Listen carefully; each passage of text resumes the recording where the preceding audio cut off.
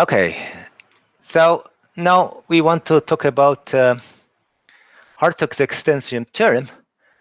Well, when you write the Hartog extension theorem in words, it seems a little bit with ugly notations and so on.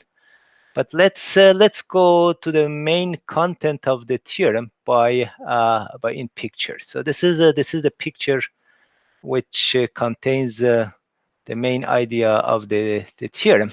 So the idea is that at the end of the day, you are in Cn, a polydisk in Cn,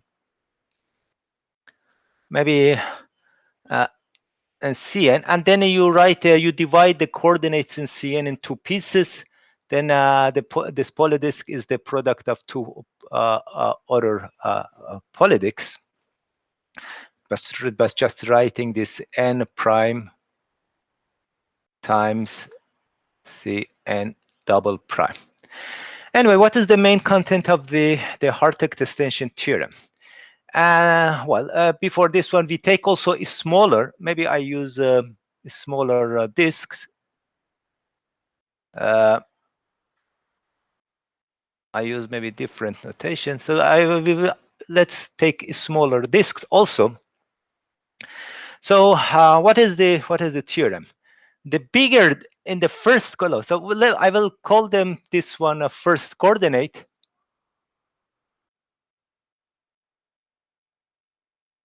And this one second. And the first disk or second disk. Okay. So what is the domain that we need? We need the first big disk, this one, times the second small disk, its union with the first big disk minus the small disk. So the complement of the small disk, so in the first coordinate, the complement of the first small disk in the first big disk times the big disk. So, if taken in such a way that the thing is small, is closed. So anyway, the theorem says that. So here is there is a mistake in the picture. So this must be filled with gray. Okay. So the theorem says that if you have a function defined in this union, the f from here to complex number, then this will extend f to the whole to the big disk times big disk to complex number. And in order to make the things a little bit easier, we are always talking about the neighborhood of objects. So this means that at the end, f extends to the neighborhood of delta 1 times, actually delta 2. So we start from f defined in a neighborhood of this guy, and we at the end we claim that it extends to the neighborhood of big disk times big disk. And if you take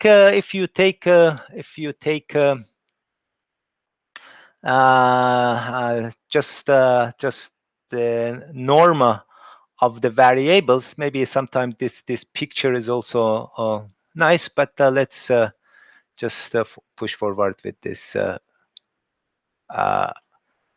the first picture. So the proof is again basically Cauchy's integral formula. So the point is that we define this function integrating the first over the coordinates of the first disk. So this, you see that here we are integrating. So this is the point, that boundary, boundary, and then the second disk we consider just arbitrary element here. So we are integrating on these boundaries. So we obtain a new holomorphic function. This is a completely well-defined holomorphic function in a neighborhood of big disk times big disk. And the reason is that it is in our maybe for simplicity, if you want, just take the case of dimension 2, maybe just this. This is completely well defined because of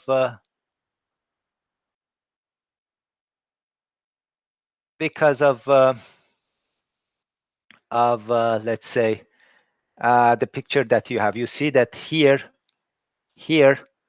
the boundary is here, and the rest is the whole disk. So this means that at the end, because this part in my region of definition of f implies that f tilde is well defined.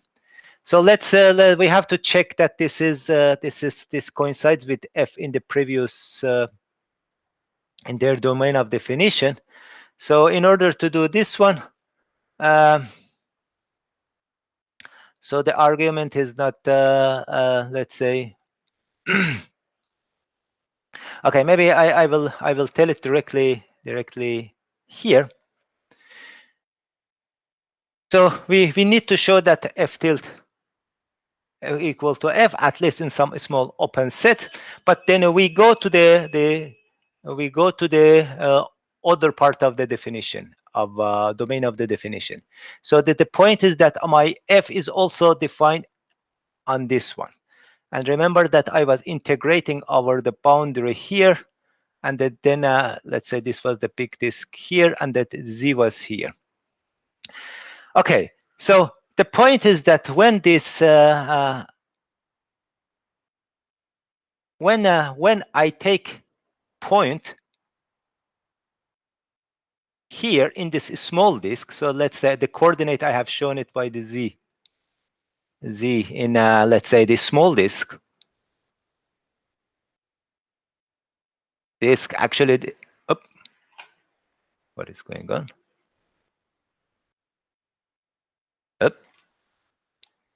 Cancel. What is okay? So it turns out that my f is well defined in the big disk because this is also part of the domain of definition. This means that I can apply again Cauchy's integral formula, and I will get f tilde equal to f. So this region is used to define the function f, and this region is used to show that we can apply Cauchy integral formula and get f tilde equal to f. And this is the main part of the proof. Maybe one thing that I really one very nice application of this theorem is this corollary. Maybe I just talk very fast. M a connected complex manifold of dimension n-1 in an open set.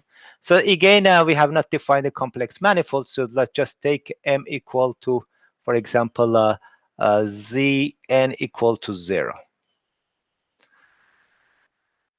So if f is a holomorphic function in let's say in a Cn minus Zn equal to 0, and if it can be extended as a holomorphic function through at least one point, so if there is extension at least in one point, then f extends to holomorphic function in all D.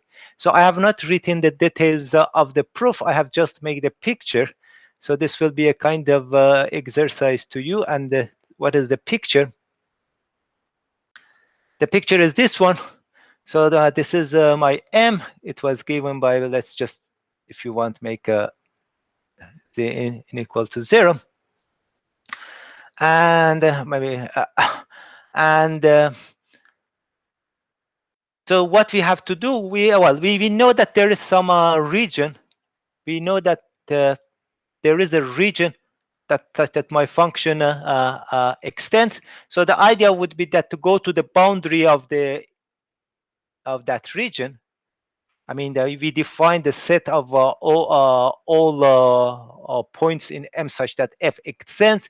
If it doesn't extend to the whole M, this means that this set has a boundary, and near to this boundary, we have to create a kind of Hartog's region.